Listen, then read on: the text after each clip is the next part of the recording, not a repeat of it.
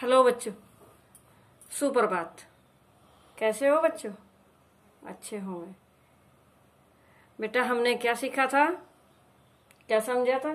हमने शब्द रचना में उपसर्ग और प्रत्यय, ये दोनों हमने शब्द रचना में, यानी शब्द निर्माण किस किस से होते हैं? उपसर्ग से, प्रत्यय से और अब समास से। आज हम क्या पढ़ते हैं? समास पढ़ते हैं। क्या पढ़ते हैं आज हम? समास पढ़ते हैं। समास क्या होता है? समास होता है, समास का अर्थ है समास में दो या दो से अधिक शब्दों का मेल। दो या दो से अधिक शब्दों का मेल। फोकस। जैसे घोड़ा प्लस सवार, घोड़ा प्लस सवार, घुड़सवार। बैल प्लस गाड़ी, बैलगाड़ी। तो ये हमारा क्या है? समास। दो या दो से अधिक शब्दों का मेल, दो शब्दों का, जैसे घोड़ा और सवार, दो शब्द हुए ये, और इसका मेल ये घुड़सवार हुआ। बैल प्लस गाड़ी, बैलगाड़ी, दो शब्द ये हुए, तो ये हमारे क्या हुए? बैलगाड़ी। तो ये हमारा शब्दों का मेल हुआ है। समास की परिभाषा क्या है? समास की परिभाषा है हमारी परस्पर संबंध रखने वाले, परस्पर एक दूसरे से संबंध रखने वाले दो या दो से अधिक शब्दों या पदों को मिलाकर शब्द बनाने की क्रिया को हम समास कहते हैं। क्या कहते हैं? समास कहते हैं। क्या? शब्द बनाने की क्रिया को हम, जो दो पदों को मिलाकर शब्द बनाया जाता है, उस बनाने की क्रिया को हम समास कहते हैं। अब ये पद क्या है? जो ये पद लिखा है, शब्दों या पदों को, पद होता है कोई भी शब्द, जब हम, कोई भी शब्द होता है, कोई भी शब्द जब वाक्य या समूह में प्रयुक्त होता है, उसको हम पद कहते हैं। वो तब तक हम अलग अलग शब्द बनाना सीखते हैं, शब्द बोलते हैं, तो वे होते हैं हमारे शब्द। लेकिन जब हम किसी वाक्य में या समूह में उसको प्रयुक्त करते हैं, प्रयोग करते हैं, वो हो जाता है पद। पद ये होता है। इसके बाद सामासिक पद क्या होता है? सामासिक पद दो पदों के मेल से बनने वाला शब्द सामासिक पद या समस्त पद कहलाता है। जो दो पदों के मेल से बनने वाला शब्द होता है, उसको सामासिक पद या फिर समस्त पद कहते हैं। जैसे कि घोड़ा प्लस सवार, घोड़ा प्लस सवार, घुड़सवार। अब घोड़ा पद हो गया, सवार पद, घुड़सवार सामासिक पद हो गया।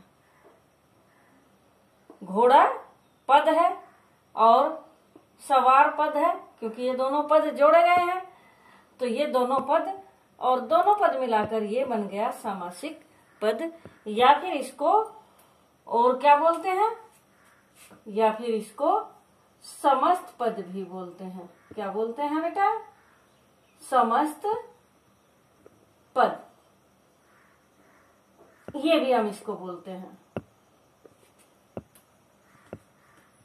अब साथ साथ समास विग्रह क्या होता है, ये भी। समास विग्रह होता है सामासिक पदों को अलग अलग करना, समास विग्रह होता है। जो सामासिक पद है हमारा, समस्त पद है, इसको अलग अलग करते हैं, अलग अलग करने की क्रिया को समास विग्रह कहते हैं। कैसे? हिमालय, हिमालय, हिम का आल्य, हिम का आल्य। अब ये हिमालय हमारा सामासिक पद है। हिमालय क्या है? सामासिक पद है।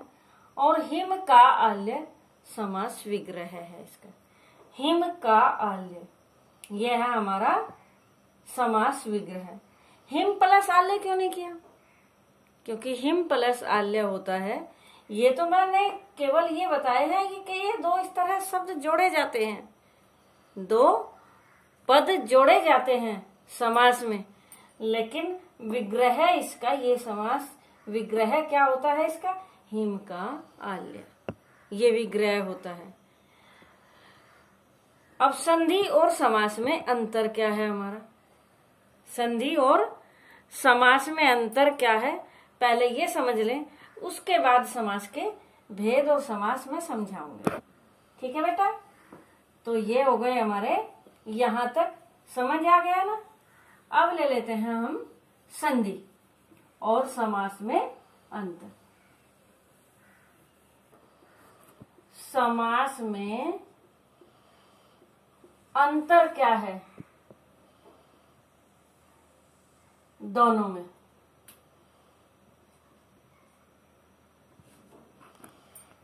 संधि होती है हमारी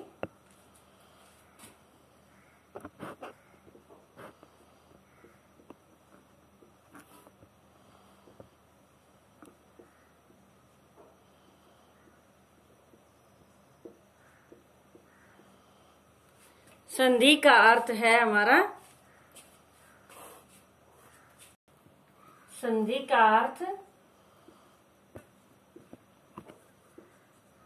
मेल होता है। संधि का अर्थ क्या होता है?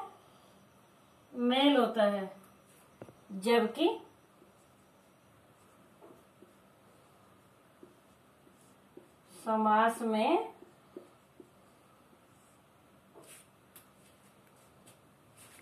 समास में का अर्थ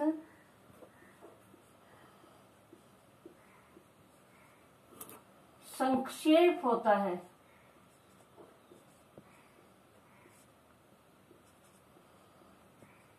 समास का अर्थ क्या होता है हमारा?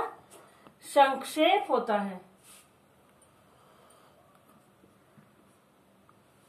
संधि का अर्थ हमारा मेल होता है और समास का अर्थ हमारा संक्षेप होता है, यानी किसी विस्तार को, किसी शब्द के विस्तार को, पदों के विस्तार को संक्षेप में लिखना, यह हमारा समास होता है।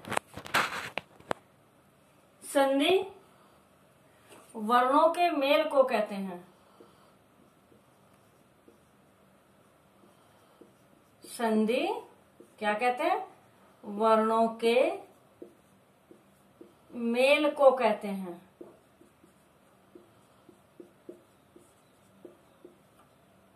जबकि समास में, जबकि समास क्या होता है? शब्दों के मेल को। समास क्या होता है? शब्दों के मेल को।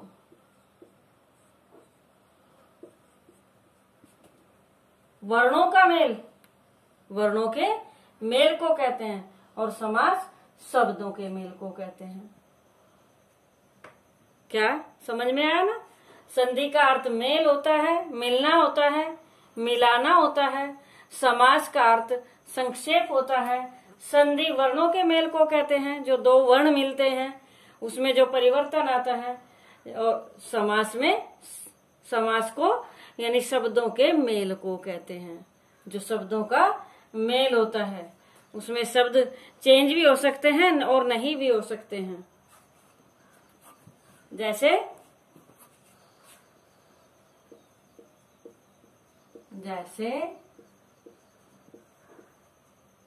ये है हमारी इधर संधि, ये ले लेते हैं हम इधर समास। तो संधि में होता है हमारा हिम प्लस आल्य, हिमालय।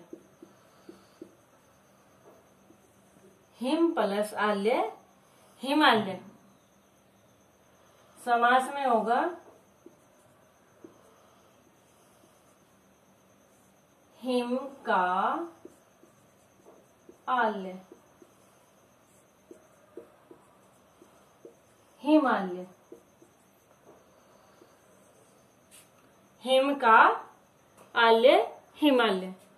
तो इसमें तो हमारा ए और आ जुड़ा है, तब परिवर्तन हुआ है हिमालय। इसमें इसका अर्थ बताया गया है कि हिम का आल्य, हिम का आल्य, हिम है, हिम यानी बर्फ होता है, और का आल्य क्या हुआ था हमारा, हिमालय। यानी दो पद जोड़े गए हैं और इसमें विस्तार भी आ गया, कारक चिन्ह भी आ गए बीच में, जबकि इसमें केवल ये जोड़े गए हैं, दो वर्ण जोड़े गए हैं। तो इन दोनों में अंतर, संधि और समास में अंतर ये होता है। अब एक दो उदाहरण और ले लेते हैं हम समास के। संधि और समास का अंतर तो हमने समझ ही लिया। अब ले लेते हैं हम समास के उदाहरण ले लेते हैं।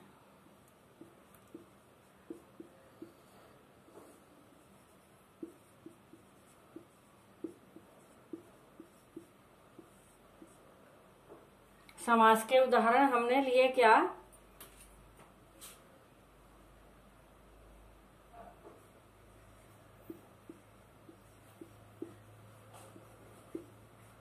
शरणागत, यह है हमारा समस्त पद। इसका हम करते हैं समास विग्रह।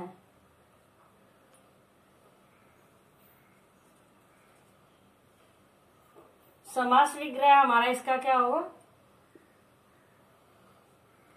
शरण को आगत, शरण को आगत, आगत यानी आया हुआ।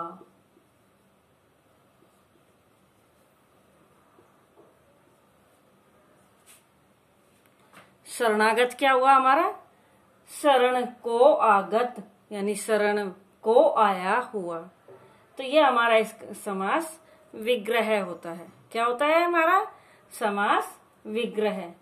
अब इसी तरह दूसरा ले लेते हैं,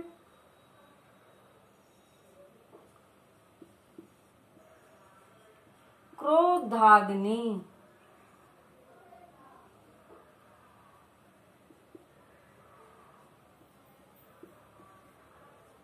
क्रोध रूपी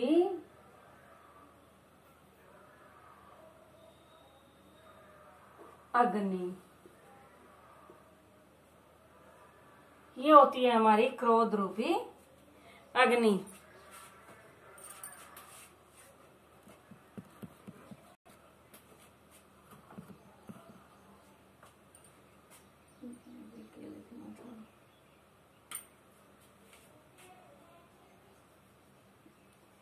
कमल नैन,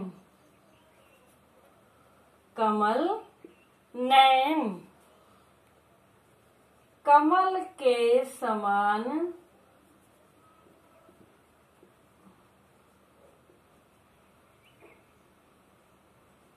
नैन, नैन क्या होता है, आंखें।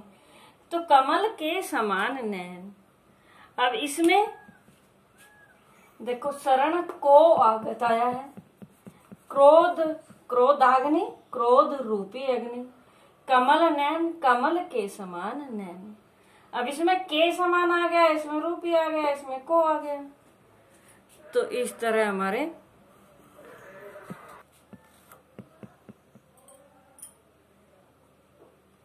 तो कमल नैन क्या बना, कमल के समान नैन।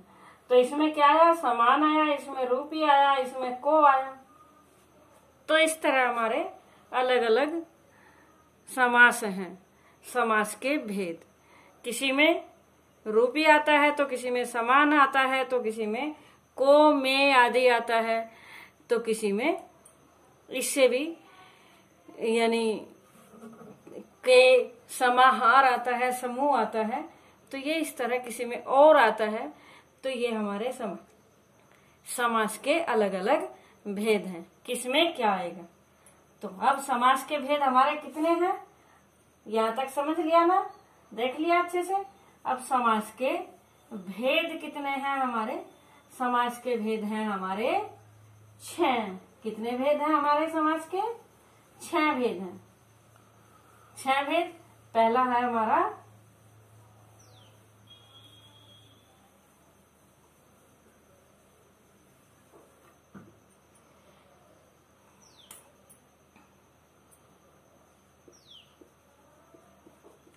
समास के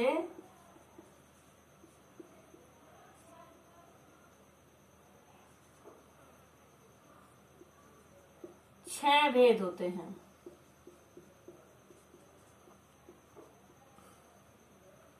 पहला है अव्ययी भाव समास। पहला हमारा कौन सा है? अव्ययी भाव समास। दूसरा है हमारा तत्पुरुष समास। तीसरा हमारा कर्मधारय समास।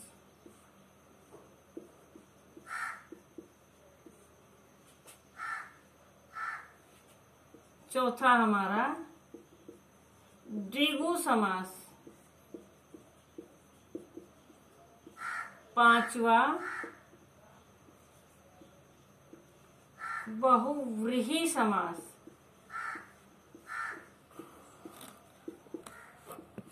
द्वंद्व समास। ये छह समास होते हैं। समास के छह भेद होते हैं। तो पहला अव्ययी भाव समास हम सीख लेते हैं। अव्ययी भाव समास, इससे पहले एक बार एक चीज और मैं बता दूं, जो ये पद होते हैं हिम और आल्य का भी ले लेते हैं, हिमालय। तो ये जो पद होते हैं हमारे, तो ये पद तो हमने सीखे, लेकिन पद में ये हमारा पूर्व पद होता है। ये हमारा पूर्व पद होता है। ये पहले वाला जो होता है, ये वाला, ये है पूर्व पद और ये है हमारा उत्तर पद। ये हमारा क्या है? उत्तर पद। ये पूर्व पद पहला और ये लास्ट वाला होता है हमारा उत्तर पद। और ये है ही क्या? ये हमारा समस्त पद है। ये हमारा समस्त पद है। समस्त पद का जो ये वाला है, ये क्या है? ये है उत्तर पद और ये वाला है, ये है हमारा पूर्व पद। तो ये पूर्व पद और उत्तर पद, क्योंकि इसी की विशेषता है, इसी के बारे में, इसी से हमें पहचान करते हैं। इन समासों में इसी से हम पहचान करते हैं। तो हम ले लेते हैं पहले अब अव्ययी भाव समास। अव्ययी भाव समास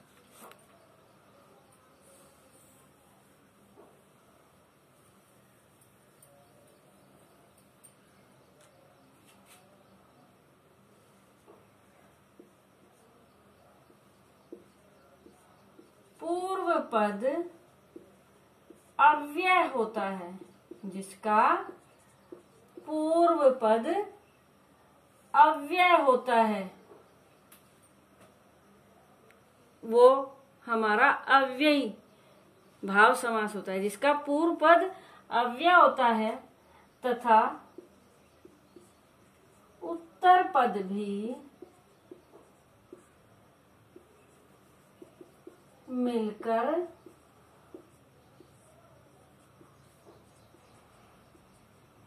अव्यय का ही कार्य करता है। अव्यय का ही कार्य करता है या क्रिया विशेषण के समान क्रिया विशेषण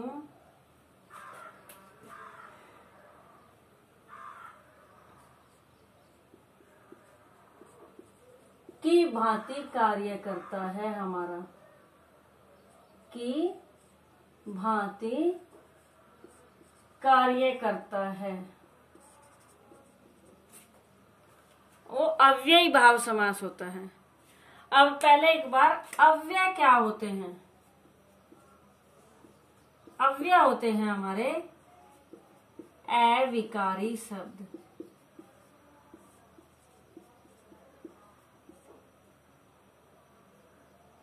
अव्यय क्या होते हैं? अविकारी शब्द होते हैं।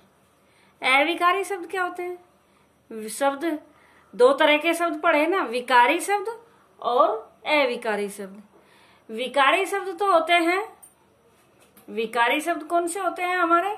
विकारी होते हैं जिनमें परिवर्तन होता है लिंग, वचन, कारक, पुरुष के अनुसार। लिंग, वचन, कारक और पुरुष के अनुसार उसमें परिवर्तन होता है, वे होते हैं हम विकारी शब्द होते हैं वे हमारे। और अविकारी होते हैं कि जिनमें लिंग, वचन, कारक और पुरुष के अनुसार कोई परिवर्तन नहीं होता है। जैसे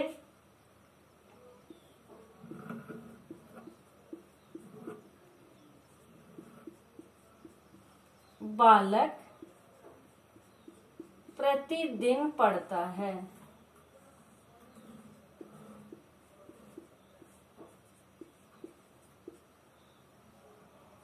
अब बालक प्रतिदिन पढ़ता है, तो उदाहरण ही लेते हैं, तब पढ़ते हैं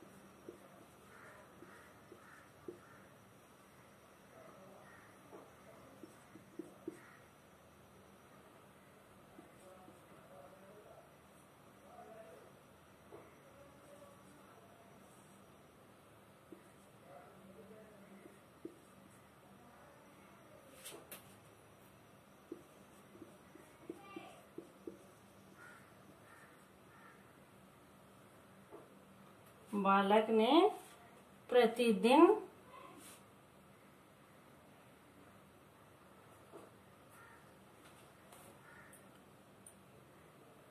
या बालक प्रतिदिन पढ़ता रहता है। तो अब यहाँ ये देखो, हर बार प्रतिदिन वही का वही है, प्रतिदिन वही का वही है, तो ये हमारा अविकारी शब्द है। अब यहाँ बालक, बालकों, बालिका, या यहाँ ये सभी बालक भी हो सकता था, ये बालकों ने भी हो सकता था। तो इसी तरह पढ़ता है, यहाँ पढ़ा, यहाँ पढ़ता रहता है, तो क्रिया में भी चेंज हुआ, संज्ञा शब्दों में भी चेंज हुआ। तो हमारे इस तरह संज्ञा में सर्वनाम और विशेषण और क्रिया, इनमें चेंज होता है। संज्ञा, सर्वनाम, विशेषण और क्रियाओं में इनमें चेंज होता है, परिवर्तन होता है। लेकिन जो हमारे अविकारी शब्द हैं, अविकारी शब्द हैं हमारे कौन कौन से? क्रिया विशेषण, समुच्चय बोधक अव्यय, संबंध बोधक अव्यय, विस्मय आदि बोधक अव्यय, ये चार हमारे होते हैं। इसमें आते हैं क्रिया विशेषण की भांति, जैसे प्रतिदिन तो लिया ही है, धीरे धीरे, अब वह धीरे धीरे चलता है, वह धीरे धीरे चलती है, वे सब धीरे धीरे चलते हैं। तो धीरे धीरे में कोई चेंज नहीं हुआ, वह में वह, वे और चलता है, चलती है, चलते हैं, तो इसमें चेंज हुआ। तो ये इस तरह के हमारे क्रिया विशेषण में कोई चेंज नहीं होता। अब इसी तरह सीता और गीता, सीता और गीता, राम और श्याम, लिंग पुल्लिंग है या स्त्रीलिंग है, लेकिन और में कोई चेंज नहीं हुआ है। संबंध बोधक में भी के सामने पेड़ है, उसके सामने पेड़ है, तो इसमें भी कोई के सामने वगैरह में भी चेंज नहीं होता। वाह वाह शाबाश, शाबाश बेटी, शाबाश बेटा। तो इस तरह उसमें भी कोई चेंज नहीं होता। तो इस तरह के शब्द होते हैं हमारे कौन से, अविकारी शब्द। अविकारी शब्दों को अव्यय भी बोलते हैं। तो ये अव्यय हमारा ये है, समझ में आ गया ना अव्यय क्या होता है। अव्यय है जिसमें कोई परिवर्तन नहीं होता है, वे इस तरह के शब्द होते हैं हमारे अविकारी शब्द या अव्यय। तो पूर्व पद अव्यय होता है तथा उत्तर पद भी मिलकर अव्यय का ही कार्य करता है या क्रिया विशेषण की भांति कार्य करता है, उसको हम अव्ययी भाव समास कहते हैं। उसको हम क्या कहते हैं, अव्ययी भाव समास कहते हैं। अब इसके उदाहरण ले लेते हैं। कार्य करता है उसे हम क्या कहते हैं, अव्ययी भाव समास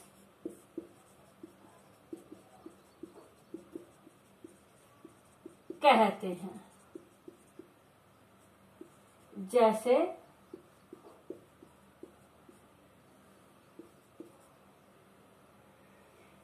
समस्त पद और समास विग्रह।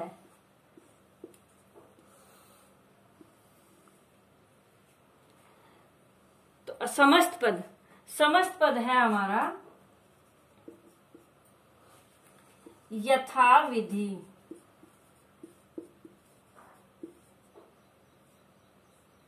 यथा विधि। इसका विग्रह होता है विधि के अनुसार, विधि के अनुसार। यथा मीन्स अनुसार होता है, लेकिन यथा विधि, विधि के अनुसार। यथा विधि जो वाक्य शब्द है, समस्त पद है, विधि के अनुसार कार्य करो। अरे बच्चों, विधि के अनुसार कार्य करो यानी यथा विधि कार्य करो। अरे छात्रों, यथा विधि कार्य करो, यथा विधि यज्ञ करो, विधि के अनुसार यज्ञ करो, विधि के यथा विधि व्रत करो, उपवास करो। तो ये एक वचन हो या बहुवचन हो, स्त्रीलिंग हो या पुल्लिंग हो, तो ये यथाविधि चेंज नहीं होता है। तो पहला पद तो इसका अव्यय था ही, लेकिन विधि भी इसमें मिला दिया तो ये हुआ हमारा अव्ययी भाव समास। अव्यय का ये कार्य करता है। दोनों पद मिलकर, पूर्व पद और उत्तर पद मिलकर हमारा ये क्या कार्य करता है, ये अव्यय का कार्य करता है। तो ये होता है हमारा कौन सा, अव्ययी भाव समास। विग्रह इसका होता है विधि के अनुसार। क्या होता है, विधि के अनुसार। अब दूसरा ले लेते हैं। दूसरा ले लिया हमने आजीवन।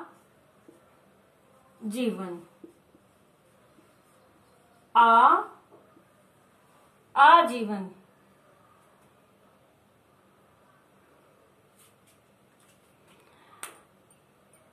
वह आजीवन कारावास में रही। वह कोई भी यानी सीता आजीवन कारावास में रही और वासुदेव आजीवन कारावास में रहे या कारावास में रहा। तो आजीवन में कोई चेंज नहीं हुआ, आजीवन में कोई चेंज नहीं हुआ। तो ये आ अव्यय और जीवन मिलाया तो ये हुआ हमारा होता है जीवन भर विग्रह होता है। तो ये क्या होता है हमारा अव्ययी भाव समास। जीवन भर, आजीवन का समास विग्रह होता है हमारा जीवन भर। तो ये अव्यय का कार्य करता है यानी लिंग वचन कारक के अनुसार इसमें कोई चेंज नहीं आता है, न इसमें न इसमें।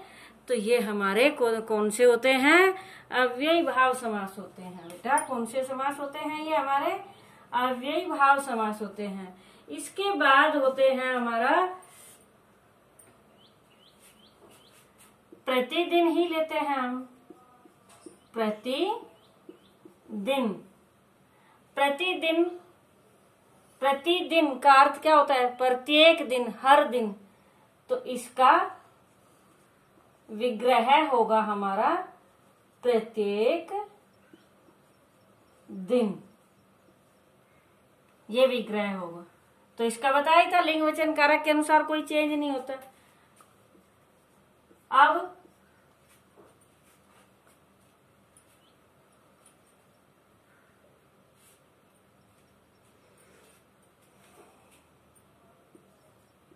यथासंभव, यथासंभव, यथासंभव का विग्रह क्या होगा? यथा मीन्स जैसा होता है, जैसा, अनुसार या जैसा। तो संभव के अनुसार तो नहीं हम लिख सकते, तो इसका विग्रह होता है जैसा संभव हो, जैसा संभव हो, यथासंभव का ये होगा। समझ आ गया ना? तो ये हमारे अव्यय का कार्य करते हैं, जिनका पहला पद हमारा क्या होता है? जो पूर्व पद है ये हमारा अव्यय होता है, लेकिन ये उत्तर पद भी मिलकर अव्यय का ही कार्य करता है। तो या क्रिया विशेषण की भांति कार्य करता है। तो ये हमारे होते हैं अव्ययी भाव समास। एक और उदाहरण ले लेते हैं, रातों रात।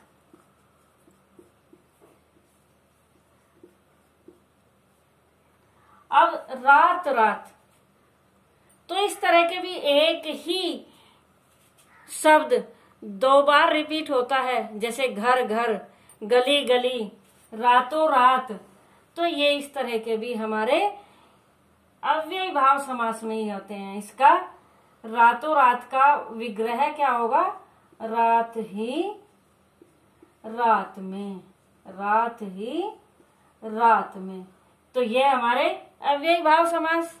अव्ययी भाव समास अच्छे से पढ़ो, अच्छे से देखो एक बार अपनी बुक में भी, इसको दोहराओ। इसके बाद अगला समास अगली वीडियो में।